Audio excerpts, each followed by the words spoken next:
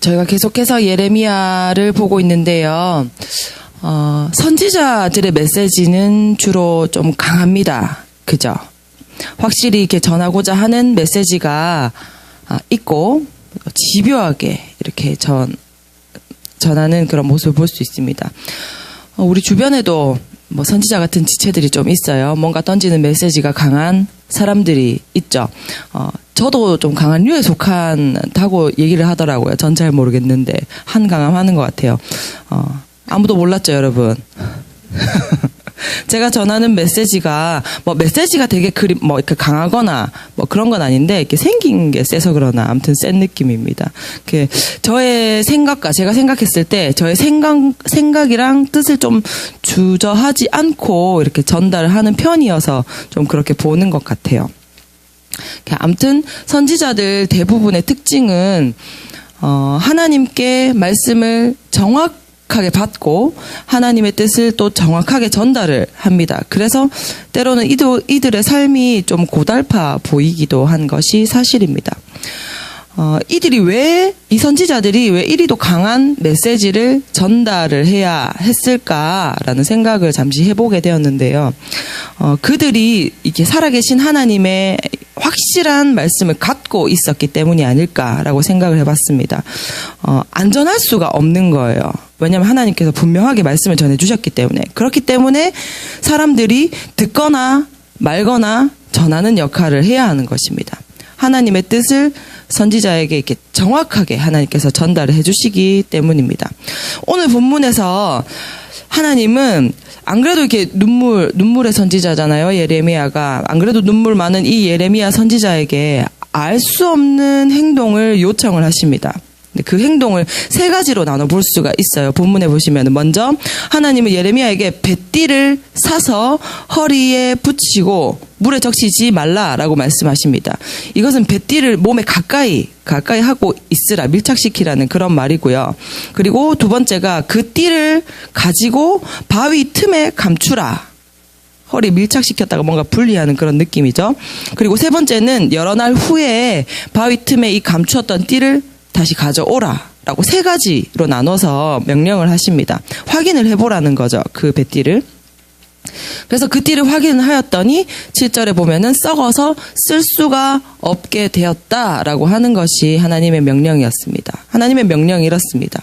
그 뱃띠를 사서 허리에 띠고 있다가 바위에 감추었다가 며칠 뒤에 지나서 확인을 해보니까 썩어 있다. 못 쓰게 되었다. 이렇다라는 거죠. 하나님 왜 예레미야에게 이런 걸 시키셨을까요? 왜 이걸 시키셨을까? 먼저 예레미야가 어떤 사람이냐면요. 우리가 예레미야서를 계속해서 보고 있는데 타락한 유다 백성들, 그러니까 이스라엘 백성들에게 말씀을 전하는 선지자였습니다. 이스라엘이 북이스라엘이랑 남유다로 나눠졌어요. 그러면서 새로운 왕조가 생기고 그 왕들의 타락으로 백성들도 같이 이렇게 타락을 하고 북이스라엘은 이미 아수르에게 멸망을 당한 그 시기였습니다. 그 남유다의 멸망을 앞두고 남유다의 마지막 왕들이 쫙 있었잖아요. 쫙 있었는데 마지막 시기 이렇게 요시야, 요아스, 요야긴, 시드기야가 남유다의 마지막 왕이거든요. 이 시드기야 왕까지 활동을 했던 선지자가 이 예레미야 선지자입니다. 이게 예레미야서 1장에 나와 있어요. 이 내용이. 우리는 성경을 통해서 이렇게 확인을 할 수 있듯이 결국에 이 시기가 지나고 나서 남유다도 바벨론에 의해서 멸망을 하는 걸 우리는 알 수 있잖아요. 그죠? 멸망을 하게 됩니다. 하지만 그 전에 멸망하기 직전인 거죠. 그 전에 멸망하기 전에 그들을 돌이키고자, 이 남유다 이스라엘 백성들을 돌이키고자 하나님께서 예레미야 선지자를 보내셔서 메시지를 강하게 명확하게 전달을 하시는 겁니다. 그 예레미야는요, 결혼도 못하고 예레미야서 16장에 보면 나와요. 결혼도 하지 말고 자녀도 낳지 말고 이렇게 그렇게 눈물을 흘리면서 메시지를 전하는 삶을 산 사람이었습니다. 그리고 오늘 본문에 뱃띠라는 단어가 나옵니다. 뱃띠 우리한테는 굉장히 생소한 단어잖아요. 왜 뱃띠일까? 하나님께서 굳이 뱃띠를 사용을 하신 이유를 이 성경에서는 설명하지는 않으십니다. 내가 뱃띠를 뭐 어떻게 이렇게 말씀을 하시지는 않으세요. 오늘 본문을 통해서 이렇게 전체적인 내용으로 유추를 해볼 때 뱃띠는 몸 가까이에 밀착되게 사용하는 뭔가 소품인 것 같아요. 소품이고 이 소품의 위치와 상태를 통해서 무언가의 비유로 우리에게 알려주시려고 하신다라는 거죠. 그러니까 이 백성들한테 알려주려고 하신다라는 거죠. 자, 어떤 행동을 요구하셨는지 다시 살펴보면요. 세 가지라고 제가 아까 말씀을 드렸잖아요. 첫 번째가 새 뱃띠를 사서 몸에 띄고 물에 닿게 하지 마라가 첫 번째였고, 두 번째가 그 뱃띠를 바위에 숨겨라 라고 얘기를 했고, 세 번째가 며칠 후에 그 숨겨두었던 걸 확인을 해봐라. 하나하나 설명을 하시고 또 예레미야는 그대로 순종을 합니다. 그대로 순종을 합니다. 순종을 했을 때 하나님은 예레미야에게 이 행동에 대한 해석을 해주십니다. 8절에서 11절에 그 해석이 담겨 있는데요. 이것은 하나님께서 예레미야에게 직접 일러주셨다라고 계속해서 오늘 본문 1절부터 11절까지 계속 하나님께서 내게 말씀을 하셨는데, 말씀 알려주셨는데, 이렇게 얘기를 하고 있다라는 거죠. 9절에 보시면요. 우리 9절 한번 같이 보실게요. 9절에 보면 여호와께서 이와 같이 말씀하시니라. 내가 유다의 교만과 예루살렘의 큰 교만을 이같이 썩게 하리라. 뱃띠를 바위에 숨겼다가 며칠 뒤에 살펴보니까 썩었다고 본문에서 이렇게 나와 있는데, 이것을 9절에서는 유다와 예루살렘의 교만을 썩게 하시겠다라고 말씀을 하시는 것으로 봤을 때, 이 뱃띠는 이스라엘 백성, 그러니까 하나님의 선택받은 이 백성을 비유해서 설명을 하는 것이다라고 생각을 할 수 있습니다. 이렇게 몸에 밀착시켜서 지니고 있을 만큼 아끼고 또 함께 했던 내 백성이 교만했다라는 거예요. 교만했다라는 얘기가 계속 나오잖아요. 교만했다라고 하시면서 그 교만을 내가 썩게 할 것이다. 썩게 할 것이다 라고 말씀하시는 거죠. 그리고 하나님은 연달아서요, 어떤 교만을 저질렀는지 예레미야에게 알려주십니다. 10절에 보시면요. 10절 한번 보실게요.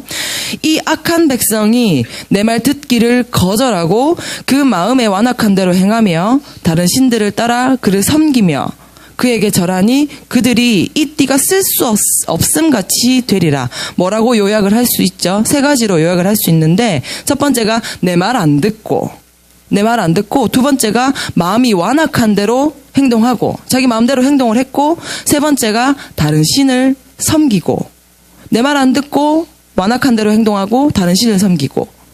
이 뱃띠가 내게서 떨어지니까, 그러니까 하나님에게서 떨어지니까 썩어서 못 쓰게 되었다. 이 백성이 하나님에게서 떨어지니까, 즉 말 안 듣고, 하나님 말 안 듣고 우상 숭배하니까, 자기 마음대로 행동을 하니까 썩어서 죽을 수밖에 없게 되었다라고 얘기를 하십니다. 이유를 설명해 주시는 거죠.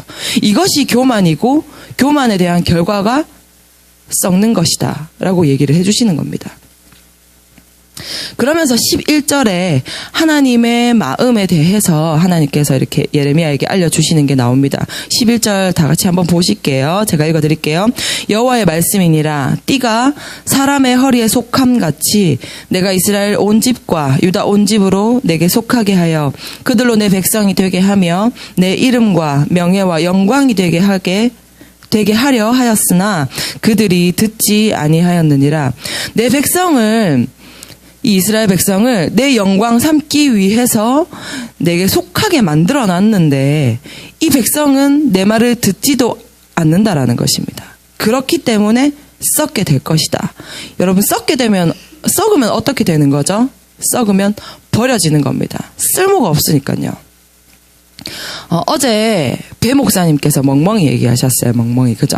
멍멍이 얘기하셨는데, 저도 멍멍이를 좀 오래 키웠었어요. 오랜 기간. 그래서 저 멍멍이를 엄청 사랑했어요. 이 멍멍이도 저를 엄마처럼 따랐거든요. 잘 때 맨날 안고 자고, 끼고 자고, 저한테만 와서 자고. 지금은 없어요. 근데 어제 이 멍멍이를 향한 배 목사님의 마음을 좀 이렇게 묘사를 해주셨는데, 저는 그만큼은 그렇게 좋아했던 건 아닌 것 같더라고요. 배 목사님보다는 훨씬 이렇게 이성적으로 많이 좋아했던 것 같아요, 저는. 아무튼, 이렇게 사랑하고 아끼는 이 애완견, 이 동물이라도 주인을 물면은 죽여야 하는 게 맞습니다. 저도 그렇게 듣고 자랐거든요. 정말 동물을 많이 아끼시는 분들은 사실 이 얘기를 들으면 뭐 어떻게 죽이냐, 잔인하다, 용서하면 되지라고 생각을 할 수도 있겠더라고요.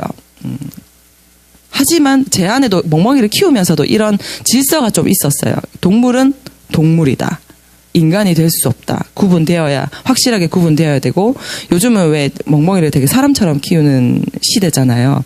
근데 그 안에서 저는 이렇게 질서를 이렇게 정하려고 되게 많이 노력했던 것 같아요. 그래서 주인을 물면 절대 안 된다. 한 번은 저희 집에서 키웠던 멍멍이가 아버지를 한번 물었어요.